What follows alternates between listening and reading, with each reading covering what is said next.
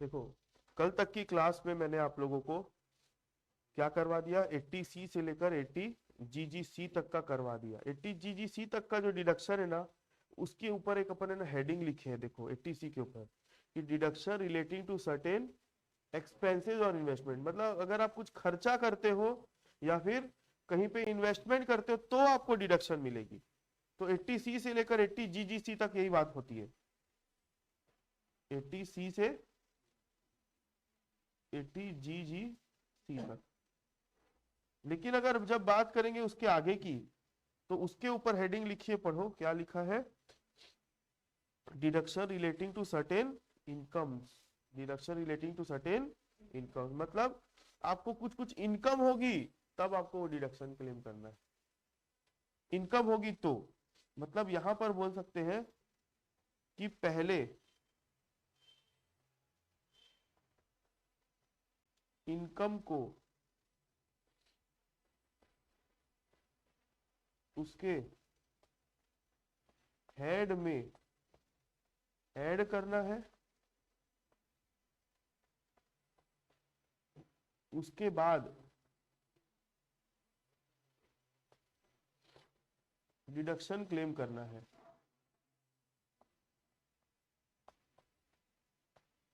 Income को उसके head में ऐड करना है और उसके बाद डिडक्शन क्लेम करना है। ठीक है, तो पहले सबसे पहला सेक्शन आता है इसमें deduction relating to certain income में 80QQB। 80QQB, तो 80QQB किस बारे में बात करता है, अगर आपको रॉयल्टी इनकम हो रही है। रॉयल्टी इनकम बहुत प्रकार की हो सकती है, लेकिन यहाँ पे सिर्फ और सिर्फ किसकी बात कर रहा है, बुक के ऑथर को अगर रॉयल्टी की इनकम हो रही है तो वो सेक्शन 80QQB में डिडक्शन क्लेम कर सकते हैं। लेकिन एक बात बताओ, अगर किसी ऑथर को रॉयल्टी से इनकम हो रही है तो रॉयल्टी की इनकम को पहले वो क्या करेगा, इनकम फ्रॉम अदर सोर्सेज में ऐड करेगा, उसके बाद वो डिडक्शन क्लेम करेगा कहां पर, सेक्शन 80QQB में। तो डिडक्शन मिलता कितना है, सुनो डिडक्शन कितना मिलेगा। देखो, डिडक्शन मिलेगा, सबसे पहले आपको लेना है रॉयल्टी जितना रिसीव हुआ वो ले लो, रॉयल्टी जितना रिसीव हुआ वो ले लो। उसके बाद बुक की वैल्यू का, अरे भाई बुक मतलब क्या, ऑथर ने कुछ बुक छपाई होगी तो बुक की वैल्यू दी रहेगी क्वेश्चन में, उसका 15% ले लो। 15% याद रखना है, जितना रॉयल्टी रिसीव हुआ वो ले लो और जितने की बुक की वैल्यू है उसका 15% ले लो। दोनों में जो कम होगा वो नीचे उतरेगा। उसके बाद less expenses incurred by author, author जितना भी खर्चा किया है वो माइनस कर दो, ऑथर ने जितना भी खर्चा किया है वो माइनस कर दो। तो बचेगा कितना, बैलेंस अमाउंट बचेगा। अब बैलेंस अमाउंट के बाद मैक्सिमम लिमिट कितनी है, 3 लाख। मतलब आपको है ना बैलेंस अमाउंट मिलेगी और एक 3 लाख, ये दोनों में कंपेयर करो, दोनों में जो कम होगा उतना आप डिडक्शन ले सकते हो 80QQB में। क्लियर है मेरी बात, मतलब यहाँ डिडक्शन कितना लेना है वो निकाल रहे, पहले तो रॉयल्टी रिसीव, फिर बुक की वैल्यू का 15%, दोनों में जो कम होगा वो, उसके बाद जितना खर्चा किया ऑथर ने वो माइनस कर दो, माइनस करने के बाद एक अमाउंट बचेगी। अमाउंट बचने के बाद उसको कंपेयर करो 3 लाख से। 3 लाख याद रखने वाली चीज है, यहाँ पे दो चीज याद रखनी, पहला क्या है 15% और दूसरा 3 लाख। ये दोनों में कंपेयर करो, जो दोनों में जो छोटा होगा वो उतने की डिडक्शन मिलेगी 80QQB में। लेकिन एक एक्सेप्शन है, पढ़ो, बुक के ऑथर को अगर रॉयल्टी मिल रही है, बुक के ऑथर को अगर रॉयल्टी मिल रही है तो वो अपना डिडक्शन ले सकता है 80QQB में। लेकिन कौन से ऑथर को डिडक्शन नहीं मिलेगी, except writer of school book. अगर कोई ऐसा ऑथर है जो स्कूल की बुक्स लिखता है, कॉलेज की बुक नहीं लिख बोल रहे ना, स्कूल, स्कूल समझते हो ना, ऐसा अगर कोई ऑथर है जो स्कूल की बुक्स लिखता है तो उस केस में उसको 80QQB में डिडक्शन नहीं मिलेगा। तो ये हो गया सेक्शन 80QQB, इसमें ज्यादा कुछ नहीं, बस एक फॉर्मेट याद रखने वाला। ठीक है, उसके बाद बात आती है 80TTA। 80TTA, 80TTA किस बारे में बात करता है, अगर कोई अपना पैसा कहाँ जमा करा के रखता है, बैंक में जमा करा के रखता है। बैंक में कहाँ पर, सेविंग अकाउंट इंपॉर्टेंट है, या फिर अपना पैसा कोई पोस्ट ऑफिस के सेविंग अकाउंट में जमा करा के रखता है। मैं दो चीज बोल रहा हूँ, किसी का पैसा अगर बैंक के सेविंग अकाउंट में जमा है या फिर पोस्ट ऑफिस के सेविंग अकाउंट में जमा है, तो उस सेविंग अकाउंट से उसको क्या मिल रहा होगा, ब्याज मिल रहा होगा। तो सबसे पहले बताओ ब्याज को करते क्या है, ब्याज आपको मिल रहा है तो आपकी इनकम है कि नहीं है, तो उसको तो पहले कहाँ ऐड करोगे, इनकम फ्रॉम अदर सोर्सेज में पहले ऐड करोगे। इनकम फ्रॉम अदर सोर्सेज में पहले ब्याज को क्या करोगे, ऐड करोगे। जैसे यहाँ पे रॉयल्टी मिल रही थी तो रॉयल्टी को क्या किए थे, पहले ऐड किए थे, क्योंकि इनकम है ना, तो इंटरेस्ट को भी पहले अदर सोर्सेज में क्या करोगे, ऐड करोगे। ऐड करने के बाद, ऐड करने के बाद वो तो इनकम हो गई, अब आपको डिडक्शन भी क्लेम करना है। ऐड करने के बाद आपको क्या करना है, डिडक्शन भी क्लेम करना है। डिडक्शन कितने की मिलेगी, जितना ब्याज कमाया, डिडक्शन कितने की मिलेगी, जितना ब्याज कमाया। और मैक्सिमम लिमिट कितने की है, 10,000, ये याद रखना है। मैक्सिमम लिमिट कितने की है, 10,000 की मैक्सिमम लिमिट है। ये दोनों में कंपेयर करो, जो जो दोनों में कम होगा उतने की आपको डिडक्शन मिल जाएगी। आई बात समझ में, जितने का ब्याज कमाया और जितना मैक्सिमम लिमिट 10,000, दोनों में जो कम होगा उतने की डिडक्शन ले सकते हो। लेकिन ये डिडक्शन सिर्फ और सिर्फ किसको मिलेगी, नीचे लिखा है only individual and HUF can claim deduction under section, under this section. मतलब सिर्फ और सिर्फ किस, कौन कौन ले सकता है, इंडिविजुअल और एचयूएफ। लेकिन उनकी एज कितनी होनी चाहिए, अगर 60 साल से ऊपर हो गई तो उसके लिए सेक्शन 80 टीटीए नहीं है, उसके लिए 80 टीटी बी है। मतलब अगर 60 साल से कम वाला कोई इंसान है या एचयूएफ है तो 80 टीटीए बना है उसके लिए। और अगर कोई सीनियर सिटीजन है, मतलब मोर देन 60 साल वाला, तो उसको डिडक्शन 80 टीटी बी के हिसाब से मिलेगी, 80 टीटीए के हिसाब से नहीं मिलेगी। अच्छा मुस्कान, पोस्ट ऑफिस सेविंग अकाउंट का क्या रूल है, अदर सोर्सेज के चैप्टर का पूछ रहा हूँ मैं। 3500 और 7,000। तो मैं एक छोटा सा सवाल पूछ रहा हूँ, बताना ना मेरे को। मान लो एक आदमी है, उसको पोस्ट ऑफिस सेविंग अकाउंट से 8,000 रुपए का इंटरेस्ट मिला, तो बताओ क्या करेंगे इसका। पोस्ट ऑफिस सेविंग से उसको ब्याज कितना मिल रहा है, 8,000 का ब्याज मिल रहा है, तो क्या करेंगे। पहले तो 8,000 रुपया पूरा इनकम फ्रॉम अदर सोर्सेज में जोड़ देंगे, पूरा 8,000 जोड़ देंगे। कितना जोड़ेंगे, 8,000 और जितना एग्जेम्प्ट होता है 3,500 तो करेंगे, बचेगा कितना, 4,500। 4,500 इनकम फ्रॉम अदर सोर्सेज में जुड़ेगा। अब जब 80 टीटीए की बारी आएगी डिडक्शन लेने की, तो टीटीए की डिडक्शन क्या बोलता है, इंटरेस्ट अर्न्ड, इंटरेस्ट अर्न्ड। और मैक्सिमम लिमिट कितनी है, विच एवर इज लोअर। यहां पर कितना लू, 4500 लेंगे कि 8,000 लेंगे,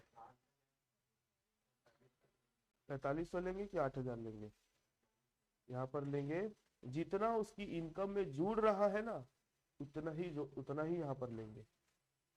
मतलब मैं बोल सकता हूँ टैक्सेबल इंटरेस्ट, क्योंकि ये वाला क्या हो गया है, तो टैक्सेबल इंटरेस्ट से कंपेयर करना। अब बताओ 4500 में 10,000 में दोनों में बड़ा छोटा कौन सा है, तो डिडक्शन जो है 4500 की मिलेगी।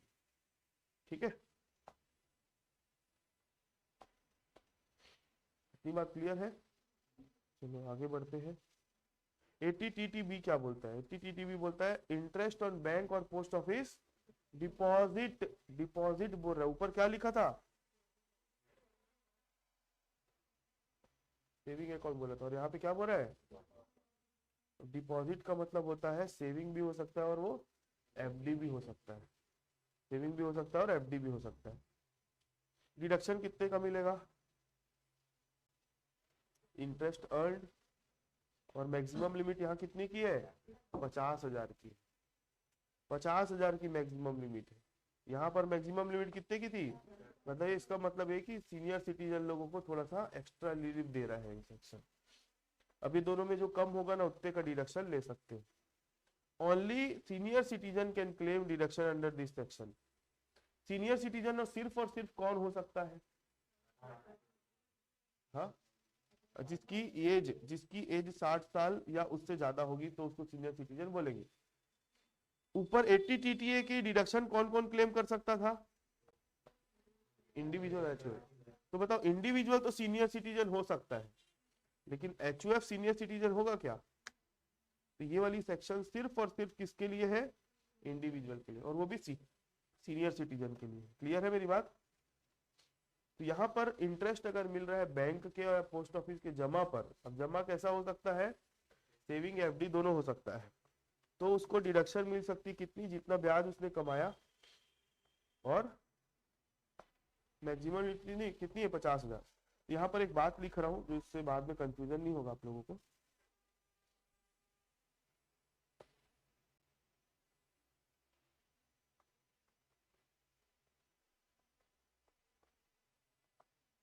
टैक्सेबल अमाउंट,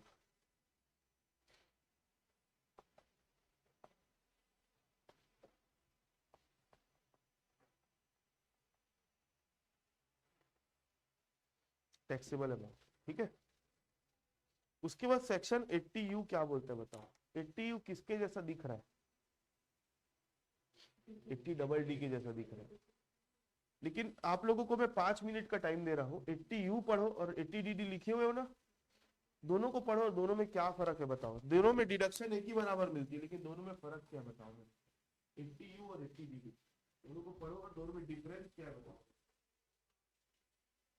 80U और 80DD।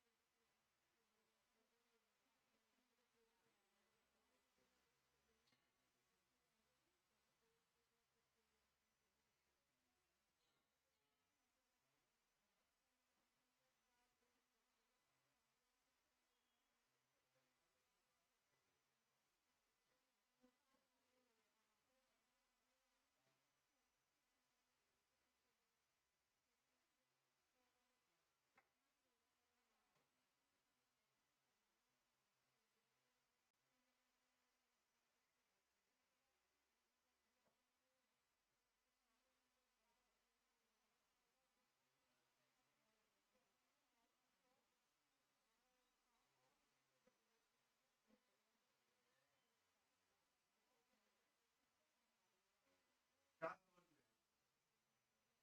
80U में और 80DD में? हाँ, एक तो ये है दोनों में कॉमन चीज है कि भाई डिडक्शन मिलेगी तो दोनों को एक बराबर मिलेगी दोनों केस में। एक 75 की और दूसरी एक 25 की है। नॉर्मल डिसेबल होगा तो 75, और सीवियर या हाईली डिसेबल होगा तो, और दोनों में डिडक्शन कितने की मिलेगी? फ्लैट अमाउंट की, चाहे खर्चा कितना भी करे कम या ज्यादा, पूरे 75 की या एक 25 की ही डिडक्शन मिलेगी। खर्चा 1 रुपए भी करोगे तो भी 75,000 का डिडक्शन ले सकते हो। ये तो बात क्लियर है। ये इंडिविजुअल एचयूएफ को मिलती है, उधर भी इंडिविजुअल एचयूएफ को मिलती है। देखो, वो सबसे पहला डिफरेंस है, सबसे पहला डिफरेंस है कि वहां पर जो डिडक्शन मिल रही खर्चा करने पर मिल रही है, और यहाँ पर मिल रही है इनकम, क्योंकि इनकम के बारे में बात हो रही है और वो काहे के बारे में बात हो रही थी? खर्चे। देखो यहाँ पर मैं डायग्राम बना के बता रहा हूँ, समझने की कोशिश करना। अभी बात कर रहा हूं 80 DD की, डिसेबल डिपेंडेंट। डिसेबल डिपेंडेंट, मान लो ये अपना SEC है, ये कौन है? SEC। इसके घर में कोई ऐसा डिसेबल है जिसके ऊपर SEC जो है खर्चा कर रहा है, इसके ऊपर SEC क्या कर रहा है? खर्चा। तो इसके ऊपर किए गए खर्चे का डिडक्शन कौन क्लेम कर रहा है? SEC। मतलब विकलांग कोई और है, खर्चा कोई और कर रहा है, और डिडक्शन कौन ले रहा है? खर्चा करने वाला। तो यहां पर बात आती है किसकी? एक्सपेंसेस की, ये जितना खर्चा कर रहा है वो। और 80U जो बोलता है ना, ये दूसरी बात करता है। अगर कोई डिसेबल पर्सन है, उसको इनकम हो रही है, अगर कोई डिसेबल पर्सन है उसको कहीं से इनकम हो रही है, मतलब ऐसा थोड़ी कि डिसेबल है तो कमा ही नहीं सकता पैसा। मेरा एक स्टूडेंट है जो सुन भी नहीं सकता, बोल भी नहीं सकता, लेकिन वो किरंदुल के बेला, जानते हो ना किरंदुल में माइन है जहाँ पे, अरे NMDC का बहुत बड़ा प्लांट है ना, जहाँ पे लोहा खोद के निकालते हैं, वहां उसकी जॉब है, वो लगभग 50-60 हजार रुपए की सैलरी है, वैसी पोस्ट निकलती है। तो बताओ, विकलांग है लेकिन कमा रहा है।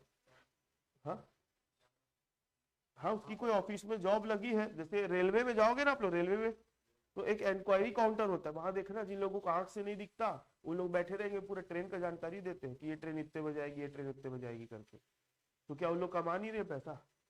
तो ऐसा नहीं है कि डिसेबल है तो पैसा नहीं कमा सकता है, कमा सकता है। तो यहाँ पर बात हो रही है डिसेबल जो है ना, अगर उसको कहीं से इनकम हो रही है, कहीं से भी हो इनकम, वो अपनी ही इनकम पर डिडक्शन ले सकता है। यहाँ पे वो इनकम कमा रहा है तो खर्चा भी कौन करेगा? अपने ऊपर करेगा। तो यहाँ पर खर्चा करने वाला कोई और है, और डिडक्शन, खर्चा इसके ऊपर कर रहा है और डिडक्शन कौन ले रहा है? जो खर्चा कर रहा है वो। और यहाँ पर कोई दूसरा आदमी है ही नहीं, यहाँ पे पिक्चर में एक ही आदमी है बस, यहाँ पे पिक्चर में 2 लोग हैं। यहाँ पे अपनी ही इनकम पर क्या कर सकता है? वो डिडक्शन ले लेगा। ठीक है, कितना डिडक्शन लेगा?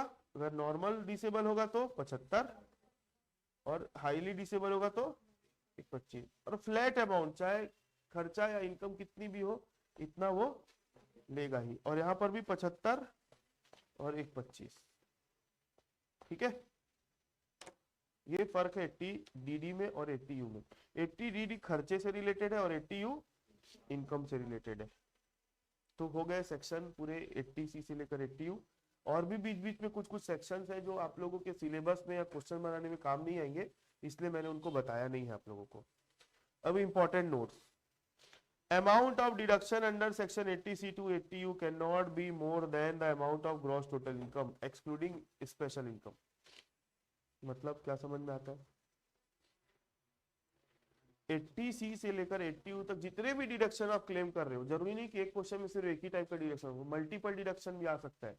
मतलब एक क्वेश्चन में आप 3-3, 4-4 डिडक्शन क्लेम कर सकते हो। 80C भी मिल जाएगा, 80G भी मिल जाएगा, 80TTA भी देखने को मिलेगा। एक ही क्वेश्चन के अंदर 3-3, 4-4 डिडक्शन देखने को मिलेंगे। आप जितना भी टोटल डिडक्शन जितना भी ले रहे हो 80C से लेकर 80U तक, उसकी जो अमाउंट है वो ग्रॉस टोटल इनकम से ज्यादा नहीं होनी चाहिए। और ग्रॉस टोटल इनकम में क्या हम जोड़ के नहीं देखेंगे? स्पेशल इनकम को हटा के देखना है। मतलब डिडक्शन अंडर सेक्शन 80C से 80U is allowed only from normal income. मतलब इनकम को 2 कैटेगरी में बांटा गया, नॉर्मल और स्पेशल इनकम। तो 80C से 80U की जो डिडक्शन मिलती है सिर्फ और सिर्फ किस में मिलती है? नॉर्मल इनकम के केस में। स्पेशल इनकम के केस में डिडक्शन नहीं मिलेगी। और स्पेशल इनकम मतलब क्या होता है? स्पेशल इनकम मतलब होता है long term capital gain, short term capital gain triple बनने वाला, अनडिस्क्लोज इनकम और कैजुअल इनकम। कैजुअल इनकम में lottery, crossword puzzle, winning from race और ये सब आता है। तो सेक्शन 80C से लेकर 80U तक के पूरे डिडक्शन हो गए। देखो इसके ऊपर है ना स्पेसिफिक क्वेश्चंस है चैप्टर में, लेकिन उनको पढ़ने की जरूरत नहीं है, क्योंकि इसके जो भी कॉन्सेप्ट है, जो भी नियम है, वही सारे क्वेश्चंस बड़े क्वेश्चन का पार्ट बन के अगले चैप्टर में दिखेंगे। तो अगला चैप्टर पढ़ लोगे ना, कंप्यूटेशन ऑफ टोटल इनकम, तो ऑटोमेटिक ये चैप्टर आपका कवर हो जाएगा। ठीक है, तो वो पढ़ने की जरूरत नहीं है। लास्ट में लगेगा मेरे को कि भाई 1-2 क्वेश्चन इसके बना लो, तो एग्जाम टाइम पे दे दूंगा, बाकी अलग से बनाने की जरूरत नहीं है। ठीक है, तो आप लोगों की अब जवाबदारी है भाई ये सेक्शंस पूरे याद होने चाहिए। क्योंकि देखो अब कल से मैं एक नया चैप्टर चालू करने वाला हूं, चैप्टर का नाम है computation of total income. Computation of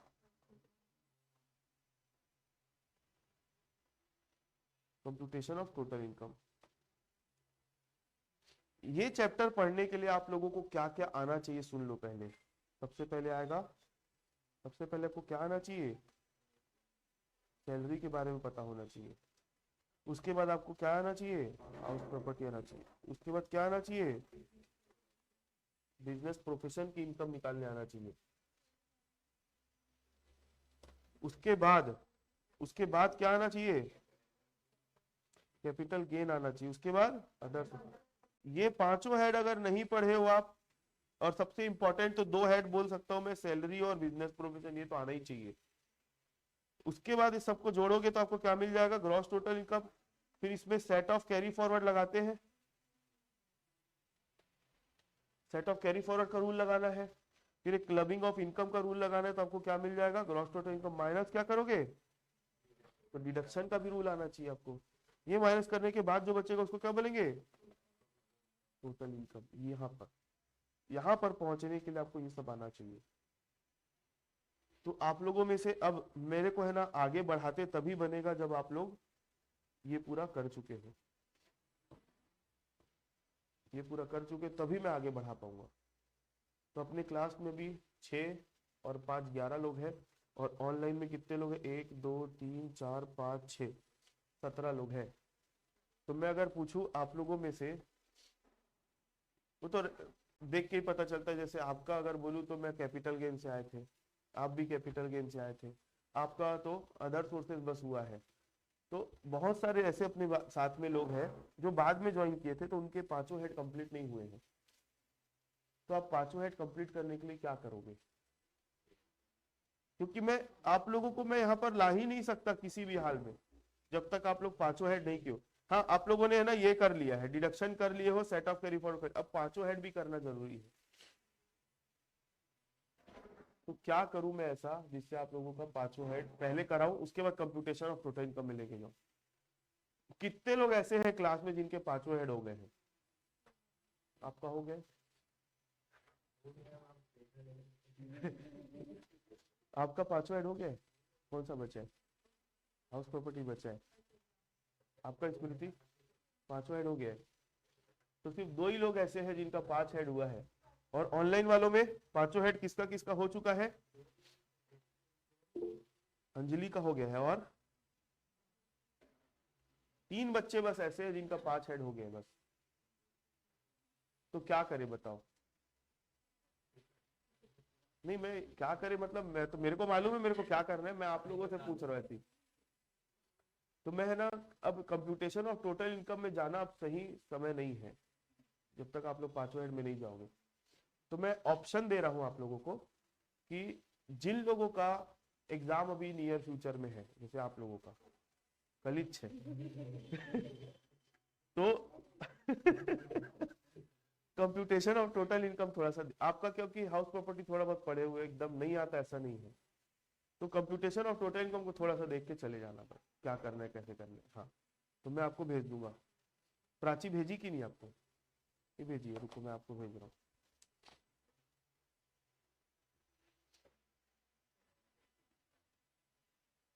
agriculture income वगैरह देखे हो कि नहीं देखे हो, कुछ भी नहीं भेजी आपको,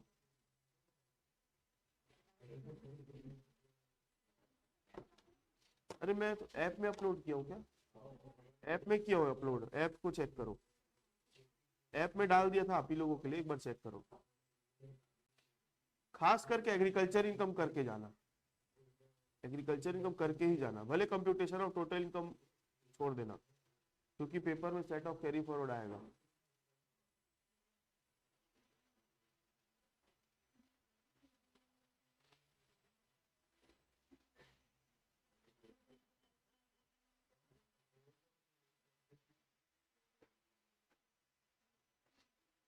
तो आप लोग देखोगे एग्रीकल्चर इनकम डाला हुआ है, ठीक है।